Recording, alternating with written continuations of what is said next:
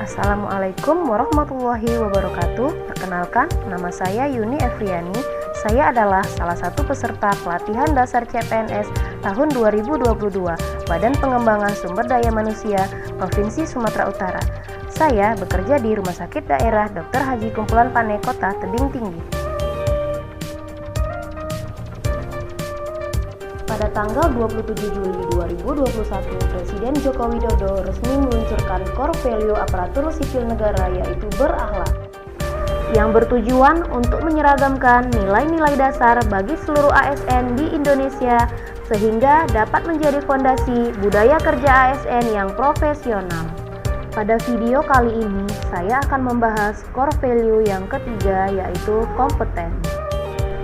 Di dalam kompeten terdapat 3 indikator. Yang pertama, meningkatkan kompetensi diri untuk menjawab tantangan yang selalu berubah. Sebagai perawat pelaksana, saya akan selalu antusias dalam mengembangkan potensi-potensi yang diadakan untuk meningkatkan potensi diri agar saya selalu siap dalam menghadapi tantangan yang selalu berubah.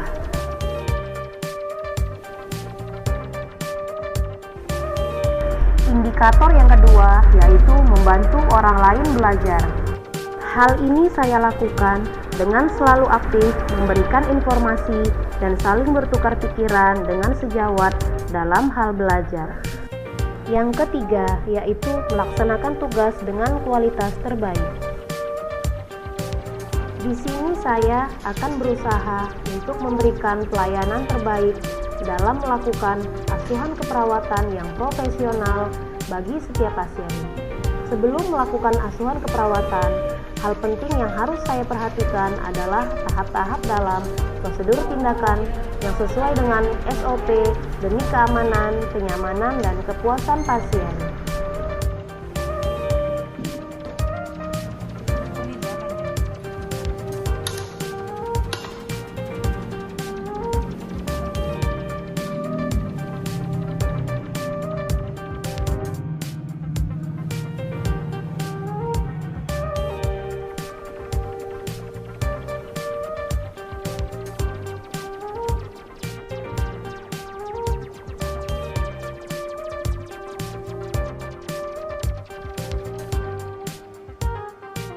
Prinsip-prinsip pengembangan kompetensi ASN. Yang pertama, upaya peningkatan kompetensi yang dilakukan organisasi maupun individu melalui proses perencanaan, pelaksanaan, dan evaluasi sesuai dengan kebutuhan organisasi dan pegawai.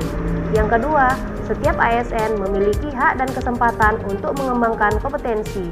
Yang ketiga, diarahkan pada pengembangan kompetensi sesuai kebutuhan jabatan. Yang keempat, pengembangan kompetensi sebagai salah satu dasar dalam pengangkatan jabatan dan pengembangan karir. Pelaksanaan pengembangan kompetensi ASN. Pengembangan kompetensi dibagi menjadi pendidikan dan pelatihan. Pendidikan yang dimaksud dilakukan untuk meningkatkan pengetahuan dan keahlian PNS melalui pendidikan formal sesuai dengan ketentuan peraturan perundang-undangan, dilakukan dengan cara pemberian tugas belajar yang bertujuan untuk memenuhi kebutuhan standar kompetensi jabatan dan pengembangan karir. Untuk pelatihan terdiri dari klasikal dan non-klasikal, yang mana pada klasikal pembelajaran tatap muka di dalam kelas, paling kurang melalui pelatihan, seminar, kursus, dan penalaran. Dan dalam non-klasikal melalui e-learning, bimbingan di tempat kerja, pelatihan jarak jauh, magang, dan pertukaran antara PNS dengan pegawai swasta, yang mana paling lama 1 tahun dan pelaksanaannya dikoordinasikan oleh LAN dan BKN. Kompetensi ASN dibagi menjadi 3, yaitu kompetensi teknis, kompetensi manajerial, kompetensi sosial kultural. Kompetensi teknis diukur dari tingkat dan spesialisasi pendidikan, latihan teknis fungsional, dan pengalaman bekerja secara teknis. Kompetensi manajerial diukur dari tingkat pendidikan, pelatihan struktural, dan manajemen, dan pengalaman kepemimpinan. Kompetensi sosial kultural diukur dari pengalaman kerja berkaitan dengan masyarakat, majemuk dalam hal agama, suku, dan budaya, sehingga memiliki wawasan kebangsaan. Adapun rencana pengembangan kompetensi ASN, Yang pertama, instansi pemerintah wajib menyusun rencana pengembangan kompetensi tahunan yang dituangkan dalam rencana kerja anggaran tahunan instansi.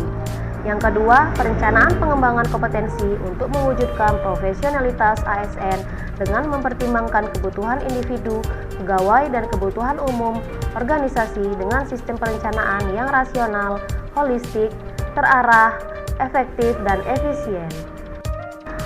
Indikator meningkatkan kompetensi diri terdiri dari merubah mindset. Aktif meningkatkan kompetensi diri adalah keniscayaan, merespon tantangan lingkungan yang selalu berubah dengan paradigma learn, unlearn, dan relearn. Mengembangkan mandiri secara heutagogik atau net-centric berbasis sumber pembelajaran utama dari internet. Memanfaatkan sumber keahlian pakar atau konsultan yang mungkin dimiliki unit kerja atau instansi tempat bekerja atau tempat lain. Melakukan jejaring formal atau informal yang mengatur diri sendiri dalam interaksi dengan pegawai lain dalam dan atau luar organisasi. Indikator membantu orang lain belajar.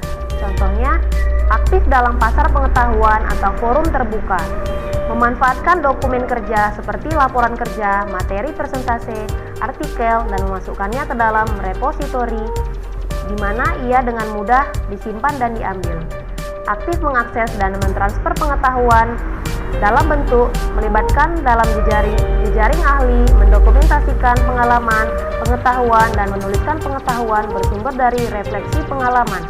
Sosialisasi informal seperti morning tea atau coffee seringkali menjadi ajang transfer pengetahuan. Melaksanakan tugas terbaik. Poin pertama, pengetahuan menjadi karya. Mewujudkan pengetahuan yang bertumbuh menjadi karya nyata. Poin kedua, makna hidup dan bekerja baik. Pentingnya bekerja terbaik sejalan dengan tujuan hidup seseorang. Poin ketiga, tipikal individu semangat berkarya yang dapat mendorong dan menahan kesuksesan pekerjaan Anda.